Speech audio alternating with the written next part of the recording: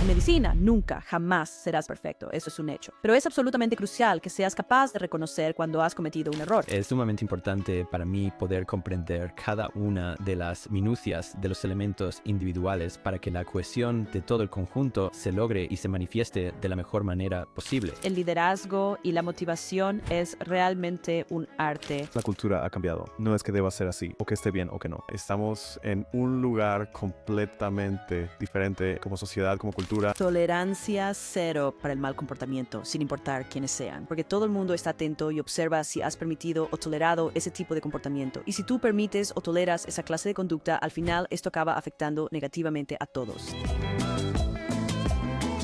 Two vascular surgeons walk into a bar and come out with a podcast. We are talking everything vascular and not. Welcome to the Life of Flow podcast.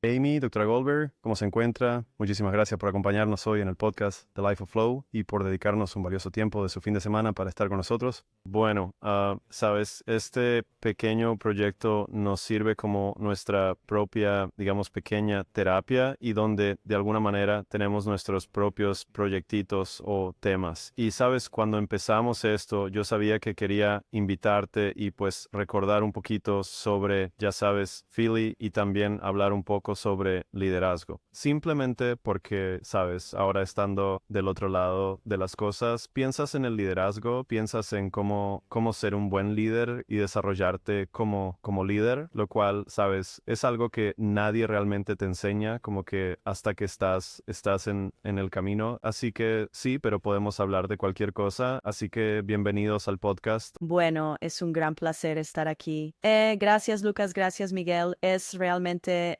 fabuloso y me siento muy honrado de estar en el podcast con ustedes dos. Estoy deseando explorar lo que sea que quieran explorar. Tengo de verdad muy gratos recuerdos de ti, Lucas. Si me lo permites, me gustaría empezar por ahí. Yo sé perfectamente que no me estás haciendo una pregunta como tal, pero me has atrapado. Fui bastante duro contigo, si lo miro en retrospectiva. Sí, claro, y eso es una parte fundamental de la cuestión. Quiero decir, creo que, sabes, como es difícil ponerlo en palabras, ¿sabes? La verdad es que no sé qué más añadir. No creo que haya pasado tanto tiempo, ¿sabes? Desde que estaba en la residencia hasta ahora, pero creo que cuando veo e interactúo con los residentes hoy en día, ¿sabes? Ese modelo que yo pensé que experimentaría ya no es un modelo válido. Al menos no lo es aquí en Austin, Texas. Puede que sí lo sea en otras partes del país. Creo que, sabes, los residentes están mucho más, la palabra que usaría sería como empoderados de alguna manera y las interacciones que se dan son diferentes. Recuerdo con muchísimo cariño mi época de residencia, a pesar de que fue extremadamente difícil y creo que parte de eso fue el grupo de personas. Yo me siento muy afortunado de haber tenido a mis compañeros residentes porque ellos fueron un enorme grupo de apoyo y creo que los residentes con los que interactúo aquí tienen una cultura muy similar donde son extremadamente solidarios, pero la forma en que yo interactúo con los residentes ahora no es la misma forma en que yo lo experimenté en mi momento. Y me pregunto, antes que nada, ¿sabes? ¿Es algo bueno o malo? Y creo que es solo una cosa, es solo una evolución de la cultura. ¿Sabes? A veces me pongo a recordar a, ¿sabes? James Campbell, el de El héroe de las mil caras. Todos tenemos que conquistar nuestros dragones, todos tenemos que conquistar nuestras montañas. ¿Y cómo es esa montaña? ¿Y necesita verse igual para todos? Pero de todos modos, ¿a ti te ha tocado experimentar ese cambio en la cultura, en la residencia o, por ejemplo, con otros médicos adjuntos o con el personal? ¿O cómo ha sido desde que tú empezaste, que era incluso más extremo que cuando yo estuve allí? Ahora que eres el decano de la Facultad de Medicina, así que tienes que interactuar con personas en todos los niveles de la jerarquía y sé que probablemente sigues de guardia, aunque no estoy seguro de si eso es cierto o no, pero me imagino. Así que tienes que interactuar con los estudiantes de medicina, con los residentes, con el personal, hasta la alta dirección. Claro que sí. Pues sí, esa es una gran pregunta, pero no sé, adelante. Bueno, yo creo que en el ámbito del liderazgo, lo que uno debe comprender y tener presente es que todo está en constante movimiento y que las cosas nunca permanecerán idénticas. Por eso, al observar los últimos 30 años de la formación quirúrgica o incluso de la formación médica en general, los cambios que se han producido han resultado ser muy positivos y beneficiosos. Y, ¿sabes? La gente siempre está hablando de, ¡ay, esos buenos viejos tiempos! Pues a veces esos supuestos buenos viejos tiempos no eran en realidad tan buenos. Sabes, los recordamos con cierta nostalgia y cariño, porque uno se pregunta por qué los habríamos vivido si hubieran sido tan malos. Pero para mí, en mi época de formación, las horas eran muy, muy largas, demasiado largas. No había mucha supervisión, tampoco mucho control, y la verdad es que no había mucho apoyo. Es posible que tú veas tu propio entrenamiento exactamente de la misma manera. Espero que no, pero uno podría, al mirar hacia atrás, pero considero que las transformaciones que han tenido lugar en la formación de residentes de cirugía, ya sean los horarios de trabajo o la simulación o simplemente una mayor atención al bienestar, creo que todo eso es verdaderamente positivo. Aunque fue muy diferente para mí y probablemente diferente para ti, sí me esforcé para que fuera un poco mejor para ti de lo que fue para mí, pero aún así me aseguré de que comprendieras la importancia de trabajar con ahínco, de entrenar con dedicación y la responsabilidad que tenemos con los pacientes y con tus compañeros residentes. Yo no creo que esa situación vaya a cambiar en ningún momento. Eso es algo que no se modifica en el campo de la medicina. La responsabilidad hacia los pacientes y tus compañeros residentes o colegas. Ahora, Amy, tu carrera, o mejor dicho, tu vida aquí en Temple se remonta incluso a tus días de residencia. ¿Pudiste prever en aquel entonces que te encontrarías en una posición de liderazgo como esta en el presente? ¿O fue eso más bien una evolución? Algo que poco a poco se fue haciendo evidente, que se fue revelando como el camino para ti. Nunca en absoluto me imaginé que esto fuera a suceder, nada. Logré entrar, sabes, al programa de residencia de Temple directamente al salir de la Facultad de Medicina y aunque fue extremadamente difícil durante esos 5 años, sentí una verdadera comunidad y sentí un verdadero propósito en la misión que Temple tenía. Decidí que quería dedicarme a trauma y después de un año en Shock Trauma en Baltimore, Maryland, sabes, regresé a Temple para ser cirujano de trauma. Y da la casualidad que de eso han pasado 30 años. Sabes, en agosto de 2023 se cumplieron 30 años de mi labor como cirujano de trauma en Temple. Supongo que ya no puedo ocultar mi edad tanto, pero mi verdadero deseo era ser cirujano de trauma en Temple y eso era lo único que importaba. Tuve la gran fortuna de que estas otras oportunidades se me presentaran y que yo fuera seleccionado para, ya sea como director de residencia o jefe de traumatología o el presidente del departamento de cirugía o ahora incluso el decano.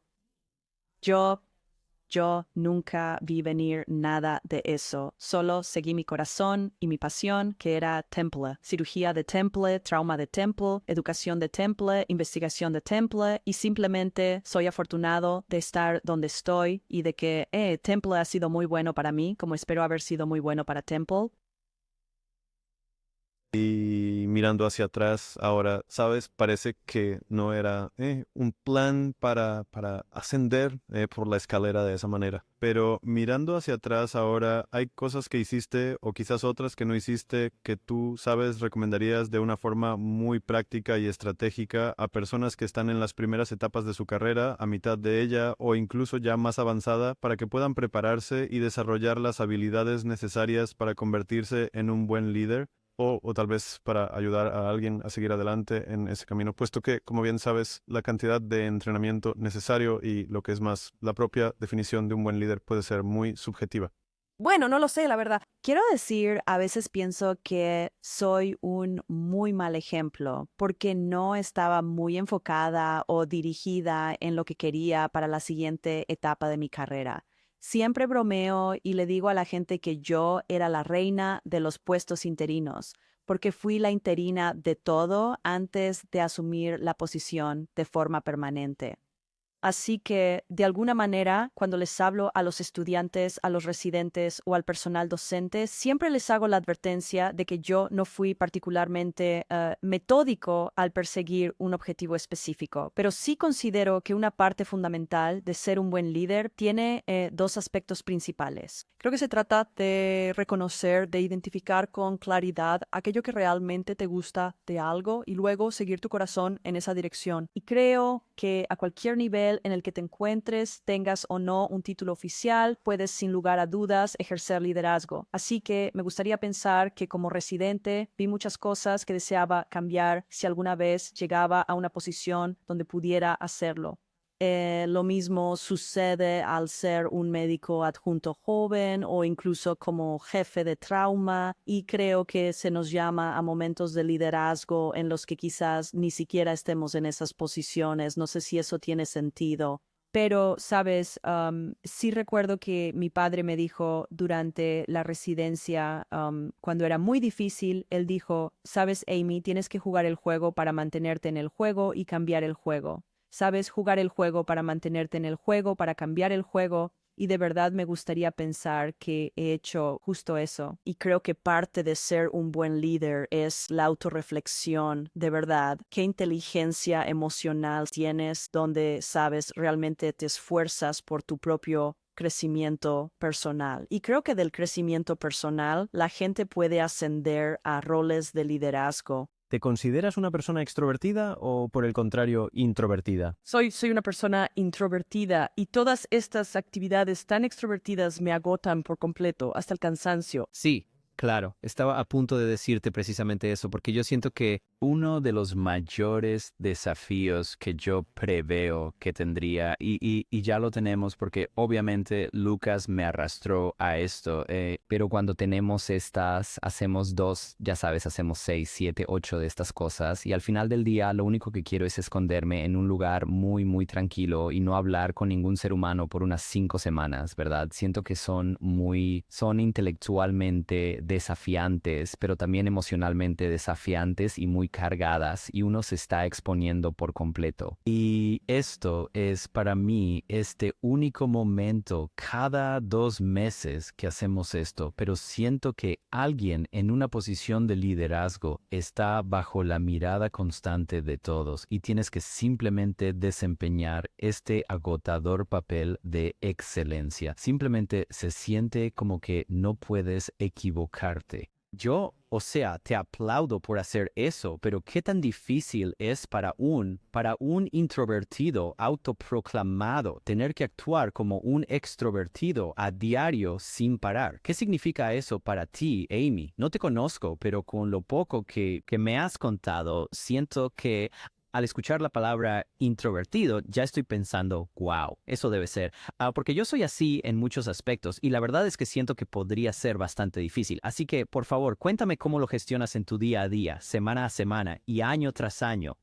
Bueno, eres muy, muy preciso y esto llega en el momento perfecto porque eres quiero decir, tienes muchísima razón. Quiero decir, esta semana yo me decía, bueno, ¿por qué estoy tan agotado? Es como que llega el mediodía y ya estoy tan cansado. Y es porque es esa constante de estar siempre presente, de estar siempre activo, de estar siempre disponible para todo. Por eso es que tienes que seguir de verdad con mucha convicción a tu propio corazón. Si no amara a Temple con el mismo amor que le tengo, y si no sintiera un profundo afecto por los estudiantes, por nuestro profesorado, por nuestros investigadores y por la misión que nos une, simplemente sería algo imposible de llevar a cabo. Es decir, para empezar, haría un trabajo verdaderamente terrible, pero de verdad sería completamente imposible. Ni siquiera sería capaz de hacerlo, porque sencillamente no podría lograrlo. Estaba hablando con mi jefa de gabinete y me pregunté, Dios mío, ¿por qué estoy tan cansada, sabes? Y es porque, sabes, realmente estamos esforzándonos mucho por impulsar la agenda de la escuela y cada reunión es una reunión de alto nivel donde hay mucho en juego, donde o la gente quiere algo de mí o yo quiero algo de ellos. Y es este hermoso y delicado baile para que ambos consigamos lo que queremos. Pero, sabes, lo estamos haciendo por la escuela y también te diré, cuando entro a una sala ahora, ya no es Amy Goldberg la que entra en la sala. Lo que me pone tan triste es la decana. Es el decano quien entra en la habitación, sabes, a Amy ya no la ve nadie. Todo el mundo solo ve a la decana. Y eso es muy difícil para mí, porque yo solo veo a Amy. Pero, sabes, creo que la fuerza mental y la fuerza física son realmente importantes para superar algo de eso, ¿verdad? Así que tienes que amar lo que haces y tienes que tener algunas habilidades mentales fuertes y luego tienes que llegué a casa anoche y, tengo, ¿sabes? Una máquina de remo aquí en casa y como que me subí a mi máquina de remo para mi salud mental anoche, ¿sabes? estrés. Adelante, Lucas. Sí, no, quería que pudieras explayarte un poco más sobre eso, porque hemos estado hablando mucho sobre, sabes, la salud mental y cómo se lidia con, obviamente no con ese tipo de estrés tan intenso, pero todos nosotros cargamos, sabes, una cantidad bastante considerable. ¿Sabes qué es lo que haces tú para mantenerte cuerdo? Por ejemplo, ¿tienes alguna rutina que sigas cada mañana o tienes alguna rutina para después al final del día? ¿Cuántas vacaciones te tomas? ¿Sueles irte de vacaciones a menudo o no vas nunca? ¿Estás contento con la forma en que lo estás manejando? Sí, o sea, creo que lo primero y más importante en relación con la salud mental es reconocer que a veces uno no se encuentra en un buen estado. Así que creo que uno tiene que reconocer esa realidad como, ay, estoy realmente agotado, o, ay, sabes, me siento como arrastrándome, estoy un poco desanimado, o cualquier cosa por el estilo. Así que creo que debes reconocer que puedes ser vulnerable a ese tipo de cosas y que necesitas, ya sabes, no quiero usar la palabra proteger, porque a veces proteger significa como negar, no es negar, tienes que aceptarlo y como que averiguar, bueno, ¿qué es lo que te hace sentir bien? Sabes, a veces la parte introvertida de mí no quiere hacer absolutamente nada un fin de semana, pero como esto es solo hablar con dos amigos, no pensé que esto sería tan terrible, y ciertamente no lo es. Sabes, pero es como recargar las pilas durante el fin de semana. Sabes, me encantan los deportes, así que o juego o los veo. Sabes, salgo a correr, juego al golf, si hace buen tiempo, pero es realmente intentar no tener un horario, no tener que, sabes, no tener que estar en algún sitio a una hora determinada. Bueno, salir de verdad con amigos, con gente con la que tienes mucha confianza para no tener que estar en guardia, supongo, como uno podría estar en un evento de trabajo o algo por el estilo, pero, sabes, creo que tienes que reconocer que necesitas recargar energías y eso es realmente fundamental. Creo que, a medida que me hago mayor, cada vez tengo menos amigos. Sí, porque, sabes, uno empieza como a despejar, a limpiar su propio ancho de banda. Así es. Está ese amigo con el que tienes que actuar de una forma un poco diferente, porque sabes que así simplemente las cosas son mejores. He llegado al punto en que eso ya no vale la pena. Claro que sí. Si tengo que, aunque sea mínimamente, modificar algunas de las cosas que necesito hacer para poder coexistir, incluso si estas son fenomenales, y sabes, mi capacidad de atención como adulto es tan limitada que no me importa en absoluto, ¿sabes? Y podría ver que eso sería aún más difícil si tuviera que estar siempre brillante, ¿verdad? Y siempre, ¿sabes? Comportándome como un decano.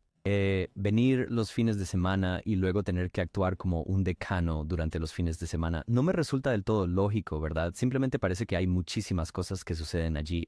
Metiéndonos en este tema y un poco alejándonos de la personalidad y más bien sobre las dificultades de llegar hasta ese punto, ¿verdad? Estoy seguro de que no fue un camino despejado para llegar a donde estabas y que no fue un camino nada fácil.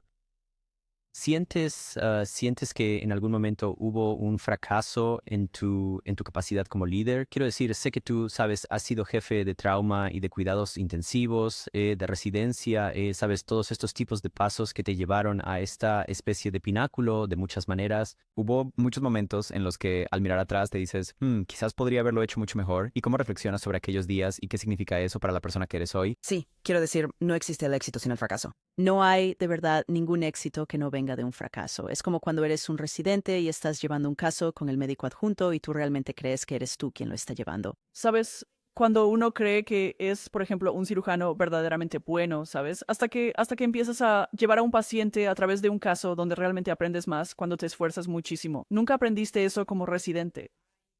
Yo nunca aprendí cuando las cosas salían bien porque pensaba que salían bien por, no sé, quién sabe qué estaba haciendo yo, pero a veces no tenía absolutamente nada que ver con lo que yo estaba haciendo. Así que, sin duda, solo hay éxito si hay fracaso. Y ahora, la verdad, lo acepto y lo asumo con mucha más facilidad. Es difícil aceptarlo cuando uno es más joven. Estás pasando por ello y tienes todas estas dudas sobre ti mismo.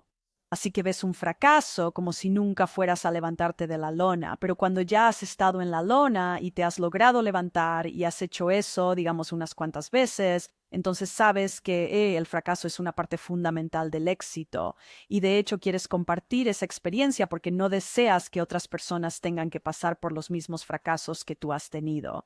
van a tener lo suyo, no necesitan tener lo tuyo. Así que tú sabes, al enseñar y educar, esperas que alguien pueda aprender de ti.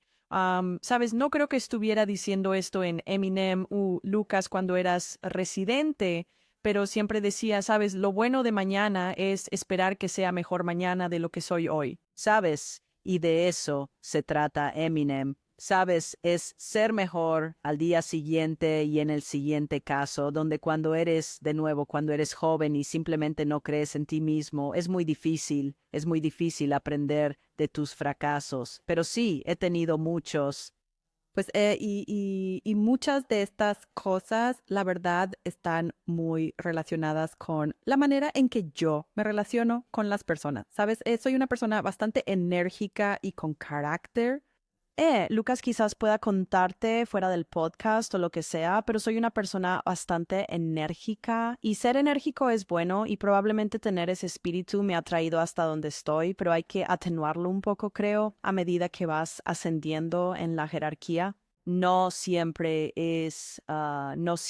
bien recibido. Y recuerdo que hace unos 20 años uno de mis mentores me dijo, mientras yo empezaba a ascender en el camino del liderazgo, me dijo, Amy, a veces cuando hablas me da vergüenza ajena. Bueno, creo que es un comentario muy directo. Sí, me gusta. ¿Cómo haces? Porque yo me encuentro, supongo, llamémoslo apasionado en ciertos momentos cuando creo que algo debería hacerse de una manera específica o siento que realmente hay un momento crucial en que sabes cuando el barco necesita dar un giro diferente, necesita dar un giro para no chocar con algo. Sí, he recibido, algunos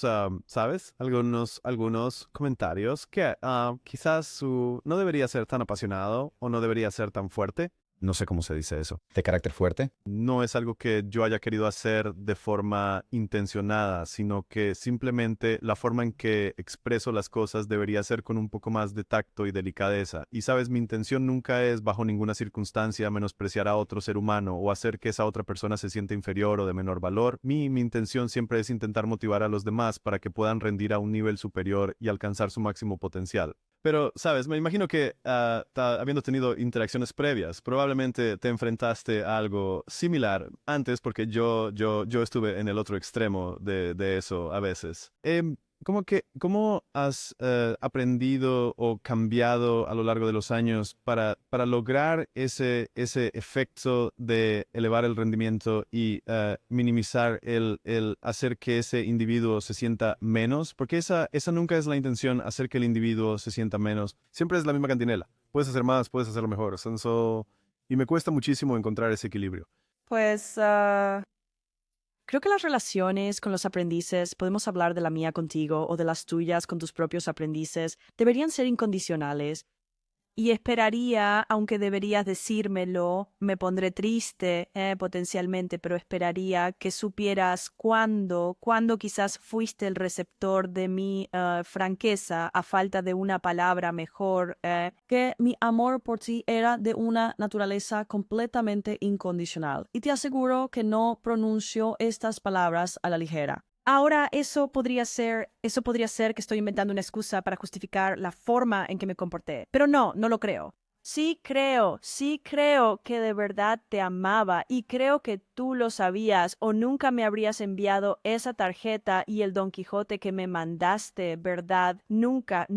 Ese fue el regalo más bonito que jamás he recibido en mi vida. Así que quiero decir, lo miré y pensé, ay, Dios mío, creo que él me entendió, pero Espero no haberte lastimado. Quiero decir, yo no habría querido hacerte daño y habría esperado, ¿sabes? Y eso es lo que pasa con los aprendices. Quiero decir que te quería y me importabas y que siempre se trataba del paciente. De nuevo, si todo esto son solo excusas, entonces no está bien. ¿Sabes? No quiero estar poniendo excusas para justificar una actitud de dureza. No, en realidad nunca lo fue, y siempre tuve la profunda sensación de que era para elevarme. Quiero decir, sentí que la residencia me había transformado por completo de una una persona a otra. Era una persona totalmente distinta cuando me fui de la que había sido antes. Y además era una persona mucho más fuerte, ¿sabes? Había algo... Es un comentario. Aún Lo sé. necesita mucho más trabajo de pulido. Sí, ya estoy acostumbrado a eso. Sí, sí, aún hay mucho, mucho por hacer. Eso es completamente seguro. Absolutamente al 100%. Pero cuando yo empecé, sí, la verdad es que era incluso mucho, mucho más complicado de lo que es ahora.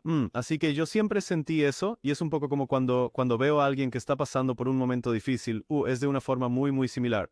Lo que quiero es, ¿sabes? Solo quiero que estén bien preparados para cuando las cosas se pongan difíciles, porque ahora mismo no son difíciles, pero hombre, cuando uno está ahí fuera por su cuenta, pueden ponerse muy difíciles.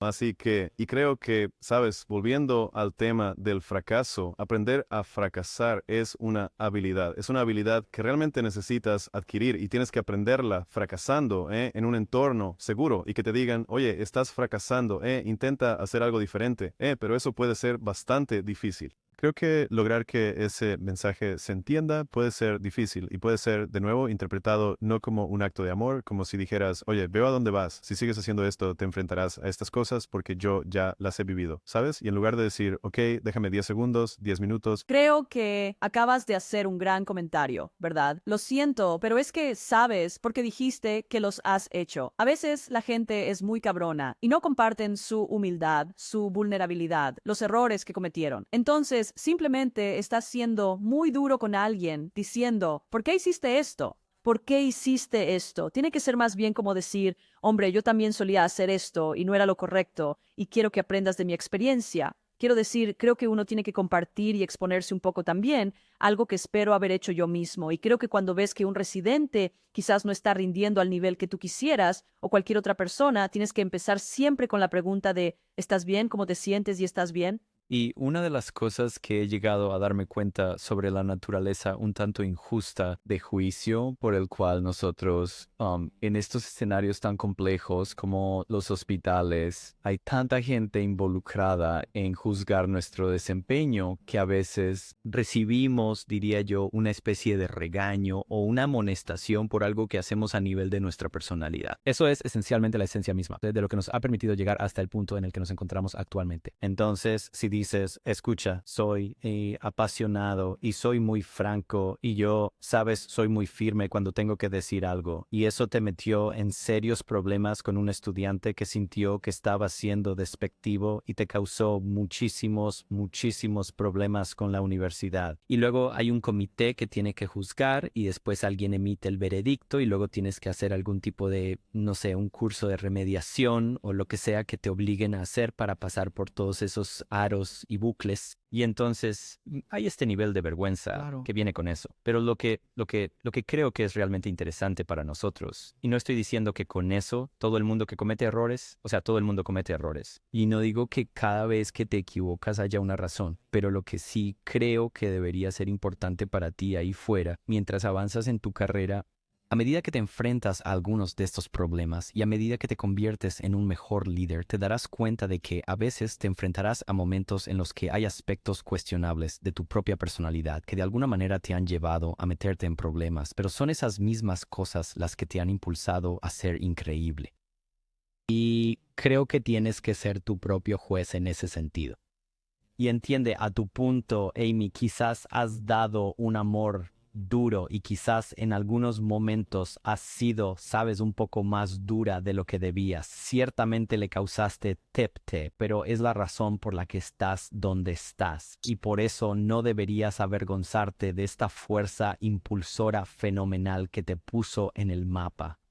Porque sí, a veces es posible que alguien saliera un poco herido en el proceso, pero a fin de cuentas, si miramos tu carrera, 30 años de éxito, has sido colocado en el lugar adecuado y has impactado a muchísimas personas y sigues haciéndolo con gente como Lucas u otros. Así que hay una especie de equilibrio extraño donde tienes que mantener tu propia responsabilidad en este tipo de situación a largo plazo. No estoy seguro. Aui, ¿alguna vez has visto las cosas así, que miras atrás y piensas, bueno, al fin y al cabo, esto ha sido muy bueno para mí y quizás un poco malo aquí, pero probablemente sea algo bueno para mí y para los demás en general? Sí, sabes, quiero decir, creo que a veces, en ocasiones, hacemos mucha racionalización. Como en mi caso, bueno, se trata del paciente, ¿entiendes? Todo se trata del paciente. Así que, por supuesto, no era como, sabes, que se tratara de alguien lavando un coche o algo por el estilo. Se trata del paciente, ¿sabes? Creo que eso puede ser una racionalización. O cuando miro hacia atrás, es como yo apenas era tan malo como la gente que ellos fueron conmigo, pero realmente creo, y no es que lo hubiera cambiado, right? Lo siento, Lucas, no creo que hubiera cambiado demasiado, porque se trata del paciente y sí me importaba, sí me importas, pero yo creo que la verdad no lo sé con certeza, ¿sabes? Yo realmente esperaría que la gente pueda ver que soy una persona indiscriminada y si eso es algo bueno o algo malo o incluso algo verdaderamente terrible. Es decir, yo simplemente no utilizo ese tipo de comportamiento solo para esto. Me comporto de esa manera en todas las áreas que son verdaderamente críticas, como la atención al paciente. No hay lugar para el compromiso cuando se trata de la atención al paciente. Podemos cometer errores, podemos aprender unos de otros. Sabes, no hay profesión en la que seas perfecto. En medicina, nunca, jamás serás perfecto. Eso es un hecho. Pero es absolutamente crucial que seas capaz de reconocer cuando has cometido un error. Y si no eres tú la persona indicada o la más capacitada para solucionarlo, más te vale tomar el teléfono de inmediato y llamar a alguien más, a un colega. Porque esas son situaciones que podrían resultar completamente imperdonables, ya sea que tu ego o tu propia capacidad de cognición te impidan darte cuenta de que has cometido un fallo grave. Y entonces, ¿cómo te impulsas? ¿Y cómo equilibraste eso?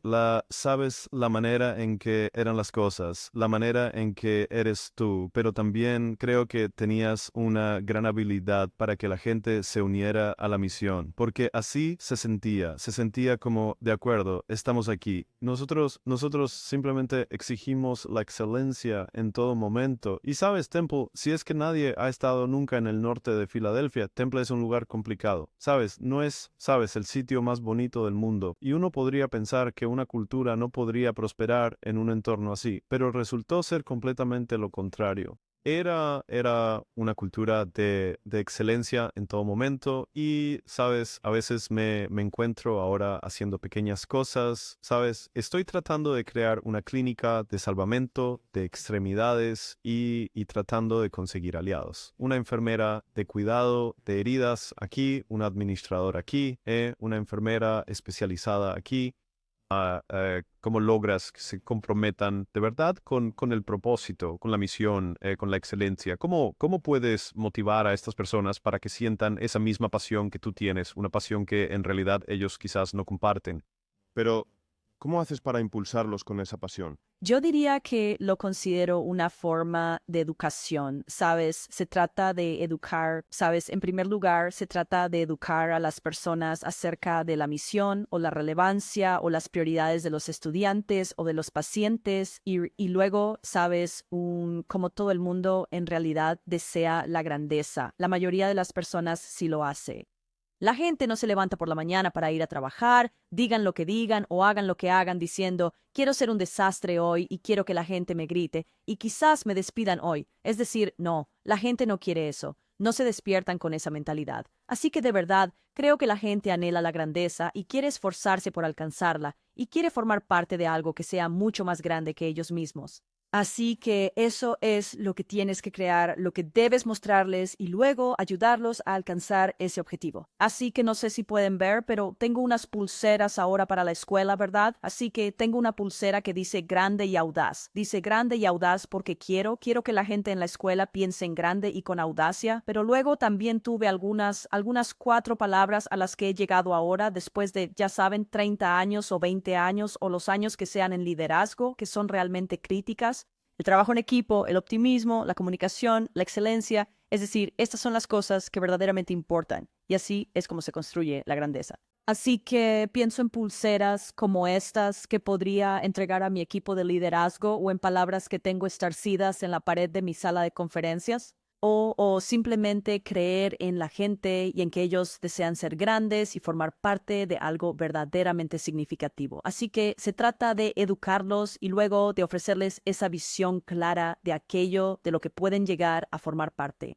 Dices que los mejores líderes son aquellos que entender cuál es la verdadera definición de éxitos, no solo para ellos mismos a nivel personal, sino lo que es aún más crucial e importante para cada uno de los miembros de su equipo. Y para que puedan entonces, a partir de ahí, convertirte en un catalizador para ese éxito, para poder darte los elementos fundamentales y para crear el espacio para ti, Lucas, para que luego te conviertas en el mejor Lucas que puedas ser. Eso es una ciencia, pero también es casi un arte. ¿Estarías de acuerdo con eso? ¿Y cómo haces para intentar adentrarte en la psique interna de cada persona y tratar de entender cuál es la definición de éxito para cada una de ellas y luego intentar proporcionar esos caminos? Estoy de acuerdo, pero en realidad creo que es mucho más un arte. Creo que, ya sabes, el liderazgo y la motivación es realmente mucho más un arte. Y yo supongo, para ser honesto, y lo confesaré, quiero decir, no estoy tan seguro de haber mirado lo que cada persona quiere individualmente. No estoy del todo seguro de haberlo hecho y tendré que reflexionar sobre eso, porque quizás esa sea un área en la que necesito crecer más, donde naturalmente asumo que lo que ellos quieren es que la unidad se destaque. Esto dice un poco de mí, porque a veces me pongo aún más, me vuelvo más susceptible cuando siento que esa persona desea sobresalir por encima del bien de la unidad. Entonces me pongo un poco aún más quisquillosa, porque para mí es como si fuera casi tan ingenua e idealista, como ¿qué quieres decir? ¿Qué quieres decir con que es más sobre ti que sobre la unidad del templo? ¿Cómo me ofende tanto, me lo tomo tan personal? Sabes, a veces nos comportamos como si fuéramos tan viejos, pero yo aún soy tan ridículamente idealista. Pero sí creo, porque de verdad pienso que la gente quiere ser parte de un equipo. Realmente creo que sí, creo que eso es lo que los mantiene.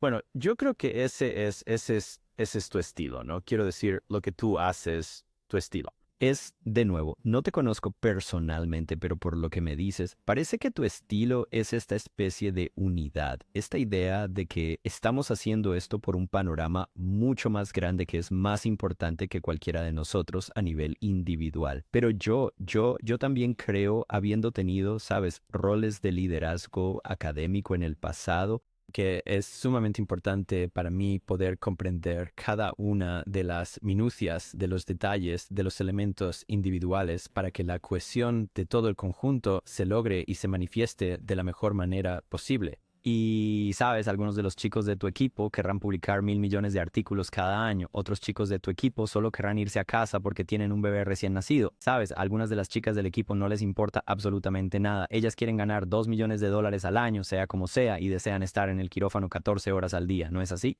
Son todas esas pequeñas cosas que se van uniendo y entender cómo se le da forma a ese equipo. Y hasta el hecho de decir, ¿cuál es mi eslabón perdido en este preciso momento? Para que de repente, boom, esta visión más grande que tengo en mi mente sobre la unidad del templo, ¿sabes? Se convierta en una realidad. Y, es genial, creo que eso es genial. En lo que estás es que tienes la capacidad de intentar mantener la vista en el panorama general. Y creo que eso es un arte, a tu parecer. Sí, o sea, necesitas un primera base, un segunda base, un tercera base, un campo corto, ¿sabes? No puedes tener a todos como jugadores comodín, ¿sabes? Y no, ¿sabes? Hasta cierto punto la gente destacará en otras cosas. Así que no espero necesariamente que cada persona sea investigadora. No lo son. No van a querer hacer eso. Si no les gusta, no van a querer hacerlo, ¿sabes? Deberían estar familiarizados con la investigación. ¿Sabes? En la escuela tenemos 2 vías, una vía de educación y otra más de investigación para los clínicos, ¿sabes? Durante mucho tiempo solo había una vía de investigación, así que si no publicabas no ibas a ser ascendido y por suerte pasamos a 2 vías, como estoy seguro que otras escuelas también lo han hecho. Aprovechando tu gran experiencia en el mundo del deporte, aquí contamos con la presencia del Dr. Frank Baith, a quien consideramos una especie de padrino para nosotros en el ámbito de cirugía. Bueno, conoces a Frank, ¿no? Él decía que los cirujanos son como esos bateadores, esos verdaderos cracks, como hay estas estrellas de élite en un equipo, ¿verdad? Los Shaqs, los Kobes. y que poseen esa singularidad tan magistral, esa cualidad única que los hace ser simplemente asombrosos en su arte. Pero muchos de ellos tienen, ya sabes, algunos problemas de vestuario, ¿verdad? Sabes, o traer otras cosas a colación, y él era de la idea, y claro, Frank es un elemento muy veterano y por eso es muy de la vieja escuela y no entiende la estructura y, sabes, gran parte de la corrección política del sistema, y él cree que nos hemos vuelto demasiado correctos, nos hemos excedido tanto en la corrección que terminamos por alienar a algunas de las mayores estrellas que podríamos tener en el equipo porque intentamos que todos sean tan políticamente correctos y tan perfectos para encajar en este algoritmo. Entonces, mi pregunta para usted, ¿cómo ve esto en la medicina más contemporánea? ¿Todavía hay cierta flexibilidad para que algunos de sus cirujanos estrella, esos fenomenales, no sean necesariamente perfectos en todos los demás sentidos? ¿O cede ante el bateador y trata de que su equipo sea quizás promedio, pero que todos sean más cohesivos? ¿Cuál es su opinión? Tolerancia cero para el mal comportamiento, sin importar quiénes sean, porque todo el mundo está atento y observa si has permitido o tolerado ese tipo de comportamiento. Y si tú permites o toleras esa clase de conducta, al final esto acaba afectando negativamente a todos, sin importar lo excelente o bueno que sea un solo individuo. Así que es fácil decir que no necesitas ser políticamente correcto si no has tenido que ser el blanco de lo no políticamente correcto durante toda tu carrera. Lo digo con la mayor cautela posible. Es fácil decir, oye, seamos todos políticamente correctos, cuando nunca tuviste un problema porque todo el mundo era, ¿sabes? Tú estabas en la mayoría, ¿sabes? Sí. Sí, sabes, una historia curiosa sobre uno de los cirujanos vasculares más importantes, el jefe lo recuerdo porque yo vine como estudiante de intercambio internacional cuando todavía era estudiante de medicina y fui a Harvard para hacer una rotación. Y este tipo, ¿sabes? Es que me gritó de una forma tan horrible, tan fuerte, porque yo, la verdad, no sé si como que me puse en el lugar incorrecto dentro del quirófano o qué fue lo que pasó, pero lo único que recuerdo es que este tipo me aniquiló por completo, me destrozó. Y él simplemente sería algo muy, muy negativo, pero él era la estrella, ¿verdad? ¿Sabes? Él era el tipo más importante del equipo y era el jefe de esto y el jefe de aquello. Y muchos años después me enteré de que tuvo que irse del hospital por culpa de un estudiante de medicina de segundo año, después de una rotación donde vio todo este comportamiento humillante y despectivo. Escribió una carta a las autoridades, pero no del hospital, sino como al Estado, ¿verdad? Y la situación se volvió tan complicada, un asunto tan serio, que este hombre tuvo que marcharse. Y yo, sinceramente, estoy completamente convencido de eso. Yo, ¿sabes? No logro comprender por qué tendría que haber sido así, no le veo el sentido. No puede ser. Es que la cultura ha cambiado. No es que deba ser así, o que esté bien o que no. O sea, estamos en un lugar completamente diferente como sociedad, como cultura. Justo estábamos conversando con unos amigos, estábamos hablando de este libro. Es como algo sobre la evolución de las sociedades y también de la conciencia. Y probablemente hemos pasado de la misma manera en que evolucionamos en nuestra forma física, es probable que nuestra conciencia también evolucione. Como sabes, pasamos de ser cazadores, recolectores, a ahora lidiar con inteligencias artificiales sintientes, sabes, seres en tu propio teléfono, sabes, nuestra forma de ver e interpretar el mundo va a cambiar. Así que creo que en este momento, sabes, si lo miras culturalmente, creo que estamos atravesando una fase de transición y puedes verlo en las divisiones de la gente y en cómo perciben absolutamente todo en el mundo. Pero yo creo que aunque lo romanticemos o se pueda romanticizar, ese tipo de enfoque ya se acabó. Se acabó. No va a regresar. La evolución, ¿sabes? Es buena. Sí, pero esto precisamente es evolución. Semana de jornada, así que la jornada es el viernes, ¿sabes? Puede que lo sepan, puede que no, pero el día de asignación para las facultades de medicina de todo este país es el viernes. Y hace 20 años, creo que en 2004, hace 20 años, había alrededor de 60 plazas abiertas de cirugía general categórica porque ningún estudiante quería ser cirujano debido a la forma en que actuaban los cirujanos. Por muchas razones, este tipo de comportamientos no pueden ser tolerados. En primer lugar, no es para nada apropiado, pero en segundo lugar, si continuamos comportándonos de esa forma, nuestros estudiantes, aquellos con una visión más amplia, ellos no querrán ser como nosotros. Y hace 20 años no querían ser cirujanos porque los cirujanos, trabajaban demasiado, se quejaban en exceso, etcétera, etcétera. Y ellos estaban como, no queremos esto, no lo queremos, y lo demostraron con sus propios pies. Así que durante 2 años consecutivos, cifras de doble dígito, o sea, de verdad, como unas 50 o 60 plazas categóricas disponibles. Por tantas y tantas razones, no podemos seguir actuando como unos completos idiotas. Sí, y cómo nos ves para continuar, sabes, si crees que habrá una evolución continua para nosotros, va a haber otra transición, sabes, como la que tú experimentaste hacia lo que es ahora. ¿Tú sabes esto, crees que va a ser como una continuidad o piensas que hay algo más? ¿Sabes cómo ves a los cirujanos de aquí a 10 años? ¿Cómo nos va a describir la gente como grupo en 10, 20 años? Yo creo que algunos de los paradigmas de formación, o sea, los modelos de entrenamiento probablemente van a cambiar un poco, ¿sabes? Como cirujanos vasculares, probablemente estarán haciendo la formación vascular justo al salir de la Facultad de Medicina durante todos los años que eso requiera. Creo que debe haber un cierto reconocimiento de esa realidad. Probablemente haya... Sabes, creo que lo más difícil de ser médico es que no hay una hora de inicio ni de fin para tu jornada diaria. Creo que eso puede ser realmente desafiante, así que ya sabes, si todos se convierten en empleados de hospitales universitarios, entonces, y la gente se cubre mutuamente mucho más, y está bien irse a casa y, oye, mi paciente necesita volver, pero puedes llevarlo tú por mí. Tengo algo con mi hijo en la escuela, sabes, yo creo que tenemos que asegurarnos de que seamos receptivos. Si podemos ser receptivos a lo que las generaciones quieren y lo que justamente desean, entonces quizás no haya mucho cambio o quizás no haya gente que diga no quiero ser como tú. Pero si no somos abiertos y receptivos, ¿No crees que esa idea de como la guardia tipo así es... Tuvimos esta conversación hace un par de veces, digamos, en nuestra última sesión de grabación con Vinita Chandra. Ella es una excelente cirujana vascular de Stanford y tuvimos exactamente la misma conversación. Estábamos hablando de lo difícil que es la guardia y de todo eso. Pues, sabes, yo no sé realmente qué sentir al respecto sobre esto del trabajo por turnos como cirujano vascular. A veces...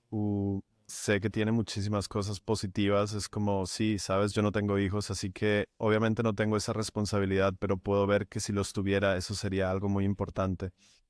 La otra parte de mí dice, no, ese es mi paciente, esa es mi complicación, sabes, voy a llevar esto hasta el final porque de alguna manera creo que para obtener buenos resultados uno tiene que asumir una responsabilidad verdaderamente extrema. Y sabes, ¿cómo equilibrar eso? No tengo la menor idea con la vida moderna, no tengo ni la más mínima pista, pero sí hay un equilibrio en algún lugar, pero sí, he reflexionado sobre eso. ¿Llegaremos todos a estar de alguna manera en un modelo más parecido al de ACS de forma generalizada en todos los ámbitos?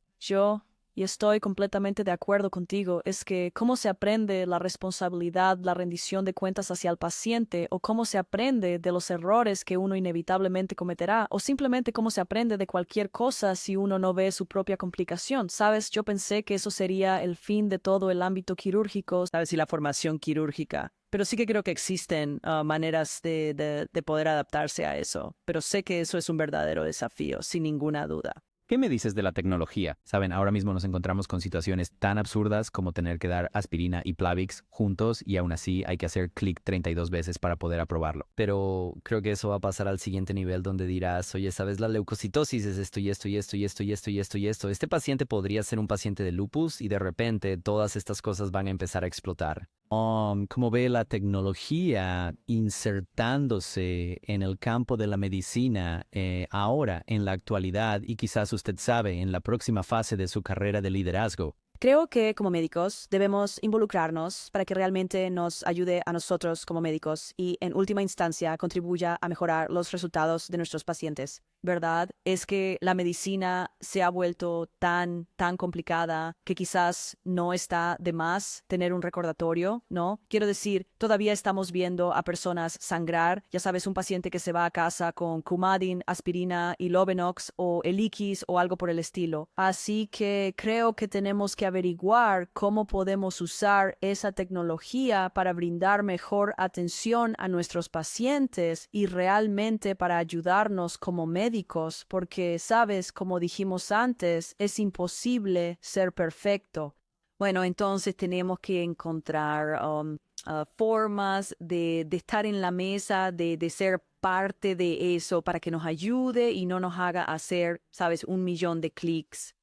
Pienso que esto va a estar muy ligado a nuestra propia mala praxis. Creo que la situación va a alcanzar un punto donde habrá una cantidad tan grande de... Y por cierto, lo que tenemos en este momento es obviamente algo muy deficiente. Y esos pequeños clics automáticos que cuando A, ya sabes, X e igual X y C, luego generan una alerta que realmente no tiene mucho sentido. Un modelo de lenguaje grande realmente será capaz de entender que este paciente acaba de recibir una angioplastia y un stent. Y por lo tanto, la combinación de doble antiagregante plaquetario es probablemente lo que necesitan. Y de hecho, si acaso, probablemente te dirán, oye, tienes que asegurarte de hacerlo antes de que se vayan basándose en estos datos. Así es. Pero entonces, lo que va a suceder en el siguiente nivel, yendo a tu punto, es que va a enviar todas estas alarmas que estarán mucho más integradas. Y oye, miramos las imágenes y miramos esto, así que nos hará mejores médicos más seguros. Pero casi va a ser como que necesitas hacer eso o vas a tener que pagar el triple de tu seguro de mala praxis, porque si no, ¿sabes a lo que me refiero? Como si no estás usando la IA Acreditado o certificado, entonces probablemente eres un médico de mayor riesgo para el Estado.